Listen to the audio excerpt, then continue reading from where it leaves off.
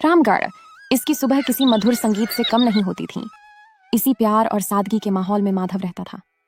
उसकी पत्नी लीला, जो शांत स्वभाव की थी, और उनकी 7 साल की बेटी राधा, जिसकी हंसी पूरे घर की रोशनी थी। माधव खेत जोतता, उसकी देह पसीने में भीगी रहती।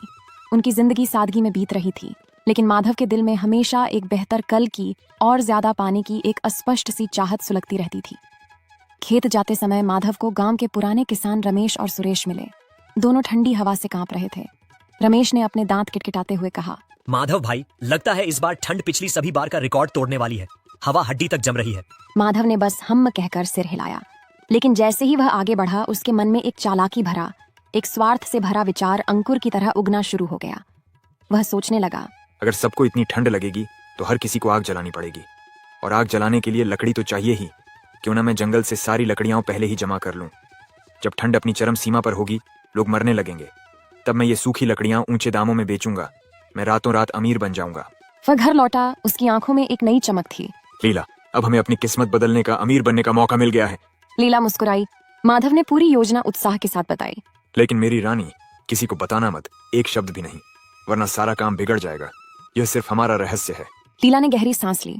आप निश्चिंत रहिए, मैं किसी से कुछ नहीं कहूंगी, पर बस ये ध्यान रखना कि किसी का दिल ना दुखे। माधव ने हंसते हुए जवाब दिया। अरे, ये तो व्यापार है। अगले ही दिन माधव का व्यवहार पूरी तरह बदल गया। वह अपने खेत का काम छोड़कर सुबह की पहली किरण के साथ कुल्हाड़ी लेकर जंगल निकल पड़ता। सुबह से लेकर शाम की अंधेरी तक वह सिर्फ लकड़ियां काटता रहता। अमीर बनने का सपना उसे थकने नहीं देता था। दिन गुजरते गए। 1 हफ्ता, फिर 2 हफ्ते। माधव के छोटे से घर के पीछे लकड़ियों का एक विशाल बेढंगा पहाड़ खड़ा हो गया। यह पहाड़ जितना बड़ा था, उतना ही बड़ा उसके दिल में लालच का अंधेरा होता जा रहा था। गांव के किसानों ने यह अजीब बदलाव देखा। एक दिन सुरेश ने सीधे माधव से ही पूछ लिया, माधव भाई, इतनी लकड़ियां किस लिए जमा कर रखी हैं? माधव ने जरा भी हिचकिचाए बिना झूठ बोला, अरे, लीला को पकवान बनाने का शौक हो गया है। चूल्हा दिन रात जलता रहता है, इसीलिए जमा कर रहा हूँ। गांव वालों ने शक किया, पर चुप रहे। धीरे धीरे रामगढ़ में ठंड उतर आई। वह सिर्फ हवा नहीं थी, वह एक जानलेवा ठंडी हकीकत थी।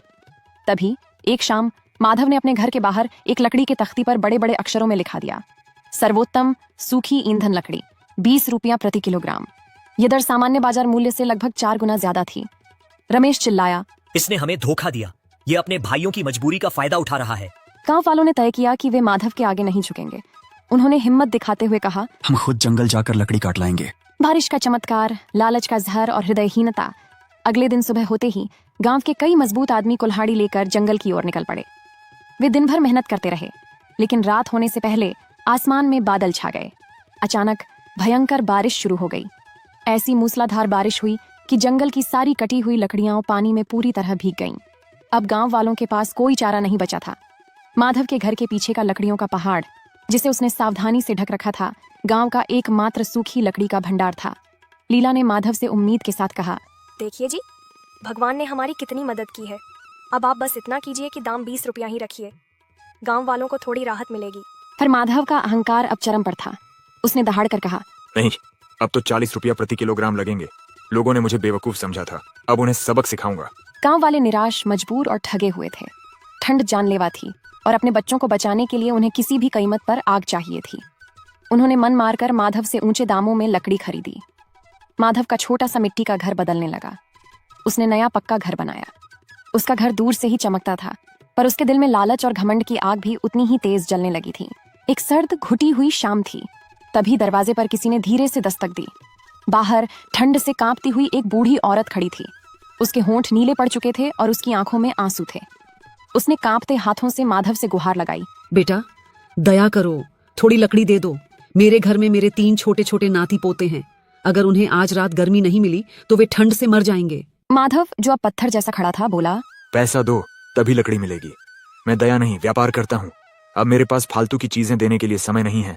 वह बूढ़ी औरत निराश होकर सिर झुकाकर चली गई। लीला इस बार चुप नहीं रह सकी। माधव, आपने बहुत गलत किया।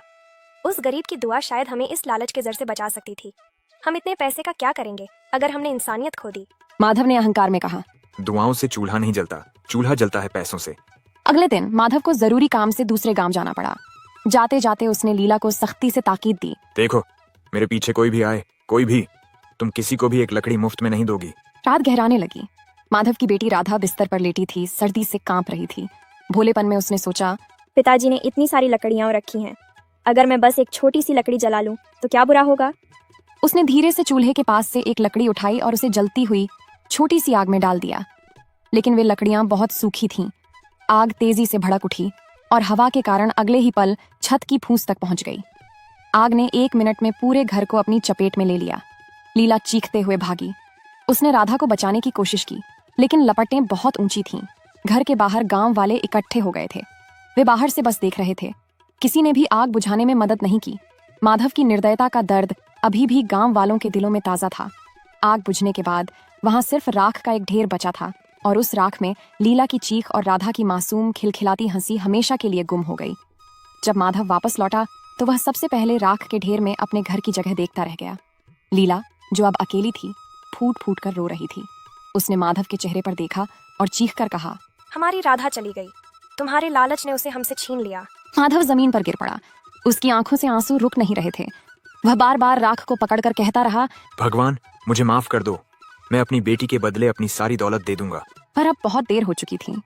माधव ने अपनी सारी दौलत, सारे पैसे, ऊंचे दामों पर बेची गई लकड़ी का 1-1 रुपया गांव वालों में बांट दिया। अब वह रोज मंदिर जाता, गरीबों में लकड़ी बांटता और कहता, कभी भी किसी की मजबूरी का फायदा मत उठाओ, लालच से मिली कमाई कभी सुख नहीं देती। गांव वाले धीरे धीरे उसे फिर से अपनाने लगे। पर माधव का घर अब हमेशा खाली और ठंडा लगता था, क्योंकि उसमें राधा की मासूम हंसी की गर्मी नहीं थी।